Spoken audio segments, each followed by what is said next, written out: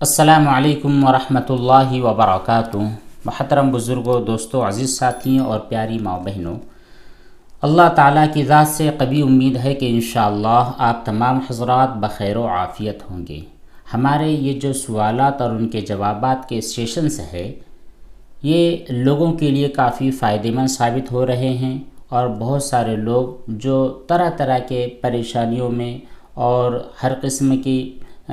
Confusion کے اندر جو مبتلا تھے، وہ اس سے دور ہو رہے ہیں، نکل رہے ہیں، اسلامک نالج انہیں حاصل ہو رہا ہے۔ اللہ کا احسان ہے، دعا فرماتے رہے کہ یہ سلسلہ جاری و ساری رہے۔ آج کی مجلس میں بھی انشاءاللہ آپ لوگوں کے بہت سارے سوالوں کے جوابات دینے کی کوشش کریں گے، جن میں سب سے پہلا سوال ہے، اگر کوئی آدمی کسی کا دل دکھائے، چاہے اسے معلوم ہو یا اسے معلوم نہ ہو، یعنی جانے انجانے میں، ایسی صورت میں جو آدمی دل دکھانے والا تھا، غلطی اس نے کی ہو یا پھر غلطی ہم نے کی ہو، دونوں صورتوں میں معافی مانگنا ضروری ہے، یا صرف توبہ کرنے کی وجہ سے ہمارا یہ جو گناہ ہے، کسی کا دل دکھانا، کسی کا دل توڑنا، یہ گناہ معاف ہو جاتا ہے؟ سمجھ میں شاید آپ کو یہ مسئلہ آ گیا ہوگا۔ دیکھیے، یہاں پر کل دو چیزیں ہیں، ایک تو کسی کا دل دکھانا، اور دوسری چیز اس دل دکھانے کی وجہ سے معافی مانگنا۔ بہت سارے گناہ ایسے ہوتے ہیں جن کا تعلق صرف اللہ تعالیٰ کی ذات سے ہوتا ہے۔ ایسا اگر کوئی گناہ ہو جاتا ہے تو صرف توبہ استغفار کر لیا جائے، اللہ تعالیٰ اسے اپنے فضل و کرم سے معاف کر دیتے ہیں۔ لیکن جہاں تک بندوں کے حق کا تعلق ہوتا ہے، بندوں کے ساتھ ریلیشن کا معاملہ ہوتا ہے، بندے کو تکلیف پہنچتی ہے، تو ایسی صورت میں صرف توبہ کرنے کی وجہ سے آپ کا گناہ معاف نہیں ہوتا ہے۔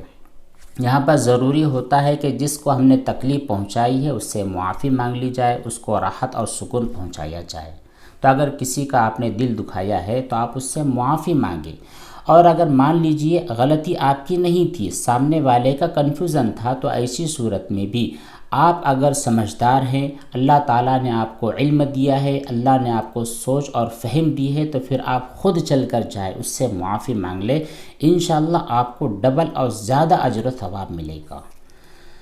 خیر، اگلا سوال ہے،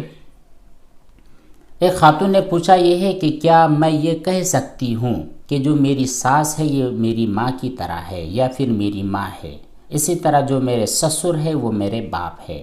میرے شوہر بھی اپنی ساس کو یعنی میری ماں کو کہتے ہیں کہ آپ میری ماں ہو، میرے والد کو کہتے ہیں کہ آپ میرے باپ ہو، یا پھر انہیں ماں کہہ کر کے پکارے، اور جو میرے شوہر ہے یہ کہے کہ جو میری ساس ہے اور میری جو سسر ہے وہ دونوں میرے ماں باپ کی طرح ہے۔ ان تمام الفاظ کے کہنے کی وجہ سے ہمارے نکاح پر کوئی فرق پڑتا ہے یا فرق نہیں پڑتا؟ جی، یہ ان الفاظ کے کہنے کی وجہ سے یا پھر ان کو بلانے اور یاد کرنے کی وجہ سے نکاح پر کوئی بھی فرق نہیں پڑتا۔ انسان کے کل 3 ماں باپ ہوتے ہیں۔ پہلے ماں باپ تو وہ ہوتے ہیں جنہوں نے اسے جنا ہے، دوسرے ماں باپ وہ ہوتے ہیں جنہوں نے ان کو تعلیم دی ہے، ان کو علم سکھایا ہے، یعنی استاذ، اور تیسرے ماں باپ اپنی بیوی یا پھر اپنے شوہر کے ماں باپ بھی ہوتے ہیں۔ یہ حقیقی ماں باپ کی طرح نہیں ہوتے ہیں، لیکن درجہ ان کا ویسے ہی ہوتا ہے جیسے حقیقی ماں باپ کا ہوتا ہے۔ اگر آپ انہیں ماں باپ کے نام سے، امی ابا کے نام سے پکارتے ہیں، تب بھی کوئی فرق ہوتا نہیں ہے نکاح پر۔ اگلا سوال ہے، ایک صاحب کہتے ہیں، السلام علیکم مفتی صاحب، اگر انڈے پر نجاست لگی ہوئی ہو اور جب انڈے کو توڑ کر کسی چیز میں ڈالنے لگے یا پھر فرائی کرنے لگے تو پھر جہاں پر نجاست لگی تھی اس حصے سے ٹچ ہو کر کے انڈا نیچے گرا ہے، تو کیا ایسی صورت میں ہمارا جو آئل تھا وہ ناپاک ہو جائے گا؟ پھر جب ہم نے انڈے کو فرائی کر کے باہر نکالا ہے، جس پلیٹ میں رکھا ہے وہ پلیٹ بھی ناپاک ہو جائے گی، وغیرہ وغیرہ۔ کافی طویل سوال ہے۔ دیکھیے، سب سے پہلی کوشش تو آپ کو یہ کرنی چاہیے کہ انڈے کو آپ پہلے دھو لیں۔ اچھا، آپ نے جو سوال کیا ہے کہ انڈے پر نجاست لگی تھی، تو نجاست کا مطلب آپ کے پاس کیا ہے، آپ کیا سمجھ رہے ہیں کہ اس پر نجاست لگی ہے۔ اگر کوئی ظاہری نجاست لگی ہے، جیسے مرغی کی بیٹ اس پر لگی ہے، تب کہیں سمجھا جائے گا کہ آپ کے انڈے کے اوپر والا جو چھلکا ہے وہ ناپاک ہے، اور اتنا ہی حصہ ناپاک ہے جہاں پر نجاست لگی ہے۔ اگر اس طرح کی کوئی ظاہری نجاست نہیں لگی تھی، مرغی نے انڈا دیا، آپ نے بنا دھوئی بھی اس کو استعمال کیا ہے، اس کو توڑ کر اس کے اندر کا جو گودا ہے وہ نکال لیا ہے، آپ نے اس کا آملیٹ کیا ہے، یا پھر جو بھی آپ کو کرنا تھا آپ نے کیا ہے، تو پھر آپ کا کھانا بالکل ناپاک نہیں ہے، کیونکہ جب تک انڈے کے ظاہری حصے پر کوئی نجاست نہیں ہوتی ہے تب تک انڈا ناپاک نہیں ہوتا ہے۔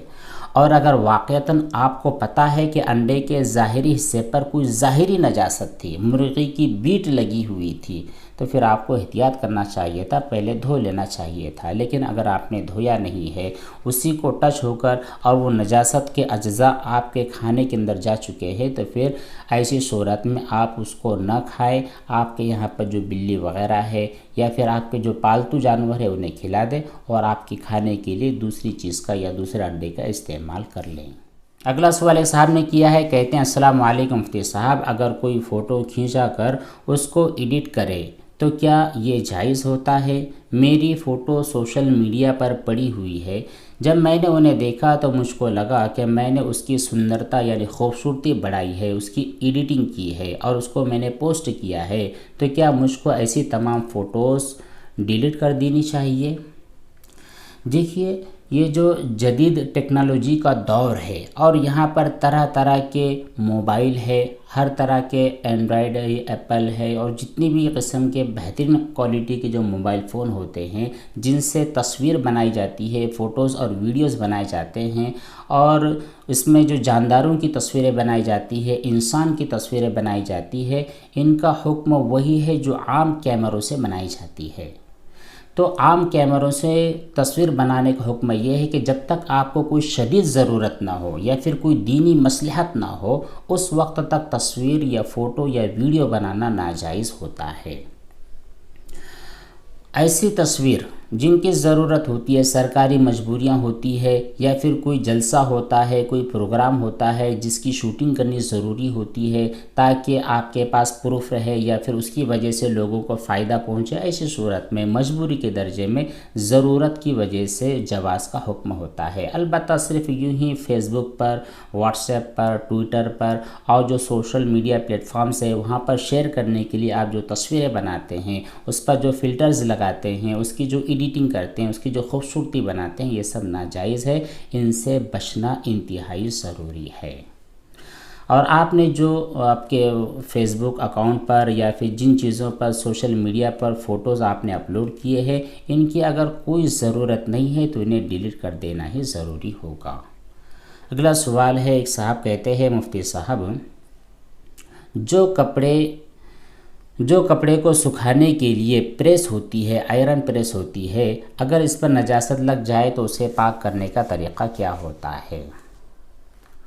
یہاں پر نجاست کہاں لگی ہے آپ کو دیکھنا ہے۔ اگر اوپر والے حصے پر، ہینڈل پر لگی ہے تو پھر ایسی صورت میں اس کو دھونا ضروری ہوگا کیونکہ وہ کھردرا ہوتا ہے۔ اور اگر نیچے والے حصے میں، پلیٹ والے حصے میں نجاست لگی ہے جو آپ کپڑوں پر پھیرتے ہیں، اس پر اگر نجاست لگی ہے تو پھر دھونا ضروری نہیں ہے کیونکہ وہ بالکل فلیٹ ہوتی ہے، بالکل چکنی ہوتی ہے، جو نجاست کو اپنے اندر جذب نہیں کرتی ہے، تو اس پر نجاست لگنے کی وجہ سے آپ اگر اس کو اچھی طرح پوچھ دیتے ہیں، یہاں تک کہ نجاست کے جو اثرات ہیں وہ ختم ہو جاتے ہیں، تو پھر آپ کا وہ جو آئرن ہے وہ انشاءاللہ پاک ہو جائے گا۔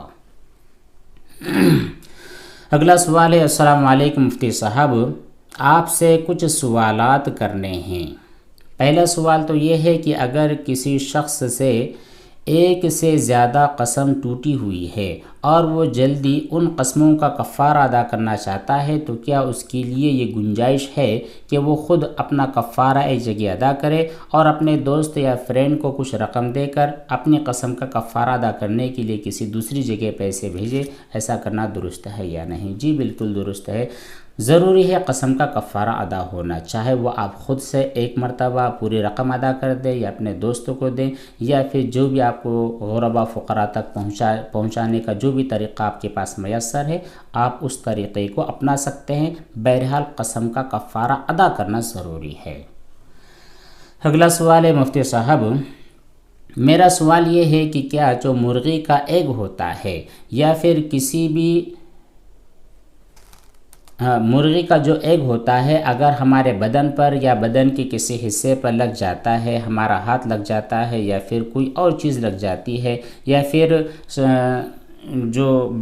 سالن وغیرہ بنایا جاتا ہے ایگ کا، وہاں پر اس کا جو اس کے جو باریک چھینٹے ہوتے ہیں، باریک اس کے جو ذرات ہوتے ہیں وہاں پر گر جائے تو کیا وہ چیزیں ناپاک ہو جاتی ہے؟ اس کے بارے میں پہلے بھی بتلایا گیا ہے کہ جو ایگ ہوتا ہے اس کے جو اوپر والا حصہ ہوتا ہے وہ ناپاک نہیں ہوتا جب تک کہ اس کے اوپر کوئی ظاہری نجاست نہ ہو، اس لیے آپ کو بالکل ڈرنے اور گھبرانے والی بات نہیں ہے۔ آپ بنا دھوئی بھی اس کا استعمال کر سکتے ہیں، اس کو بوائل کر سکتے ہیں، اس کو توڑ کر اس کے اندر کا گودا نکال سکتے ہیں۔ ہاں اگر اس پر کوئی ظاہری نجاست لگی ہے، مرغی کی بیٹ وغیرہ لگی ہے، تو ایسی صورت میں اسے دھونا چاہیے تاکہ نجاست آپ کے ہاتھ میں لگ کر ادھر ادھر نہ پھیل سکے۔ اگلا سوال ہے مفتی صاحب، میں بہت زیادہ پریشان ہوں، میں جب سو کر اٹھتا ہوں تو ایسا محسوس ہوتا ہے، ایسا مجھ کو وہم ہوتا ہے کہ شاید کچھ نکل گیا ہے، حالانکہ کپڑوں پر ناپاکی دکھتی نہیں ہے، میں چیک کرتا ہوں کچھ بھی ہوتا نہیں ہے، صرف مجھ کو وہم ہوتا ہے کہ شاید نیند کی حالت میں کچھ نکل گیا ہے، کیا یہ وہمی ہونے کی نشانی ہوتی ہے؟ پلیز اس کا سولیوشن بتا دیں۔ جی بالکل وہم ہے، آپ کو اس کے پیچھے بالکل پڑنا نہیں ہے، چاہے جتنا آپ کو وہم ہو جائے آپ کو اس کی کیئر کرنی ہی نہیں ہے۔ جب آپ کے بدن پر کوئی نجاست ہے ہی نہیں اور نہ ہی آپ کو کوئی خواب یاد ہے کہ میں نے کوئی خواب دیکھا ہے اور وہاں پر مجھ کو انسال ہوا ہے، اس طرح کی جب کوئی بات نہیں ہے تو پھر یہ لامحالہ شیطان کی طرف سے پیدا کیا گیا وہم ہے، شک ہے، وسوسہ ہے۔ آپ اسے اگنور کرتے رہیں، آپ اس کے بارے میں سوچنا بالکل چھوڑ دیں، بالکل آپ کو سوچنا ہی نہیں ہے کہ پتہ نہیں ہوا ہے نہیں ہوا ہے، کیا ہوا ہے کیا نہیں کرنا ہے، ان تمام چیزوں کی طرف بالکل دھیان نہ دیں، اور کثرت سے آپ آمنت باللہ وملائکتہ وکتبہ ورسلہ والیوم الآخر والقدر خیرہ وشرہ من اللہ تعالی والبعث بعد الموت اور اعوذ باللہ من الشیطان الرجیم، ان دونوں کلمات کا ورد کرتے رہیں۔ یہ تھے چند سوالات اور ان کے جوابات۔ آپ خود بھی ان تمام سوالات کو سن لیں، جو سوالات آپ نے کیے ہیں وہ بھی سنیں، جو آپ نے نہیں کیے ہیں آپ کے بھائیوں نے کیے ہیں ان کے سوالات اور جوابات کو بھی سن لیں، کیونکہ بعض مرتبہ یہ دیکھنے میں آیا ہے کہ ہم نے جوابات دے دیے ہیں، فلاں سوال کا جواب دے دیا ہے، لیکن آپ کرتے یہ ہیں کہ آپ کے ریلیٹڈ یا پھر آپ نے جو سوال کیا ہے اتنے ہی سوال کو سن لیتے ہیں، بقیہ جو سوالات اور جوابات ہوتے ہیں انہیں سنتے نہیں ہیں، اور اسی قسم کا ایک کوئی مسئلہ آپ کے ساتھ پیش آتا ہے جو آپ کمنٹ کرتے ہیں تو ایک سوالات کے کئی جوابات ہو جاتے ہیں، تو ایسا نہ کیا کریں، مکمل سیشن کو سن لیا کریں تاکہ آپ کو زیادہ سے زیادہ فائدہ حاصل ہو۔ اللہ تبارک و تعالی ہم تمام کو عمل صالح کی توفیق بخشے۔ والسلام علیکم ورحمۃ اللہ وبرکاتہ۔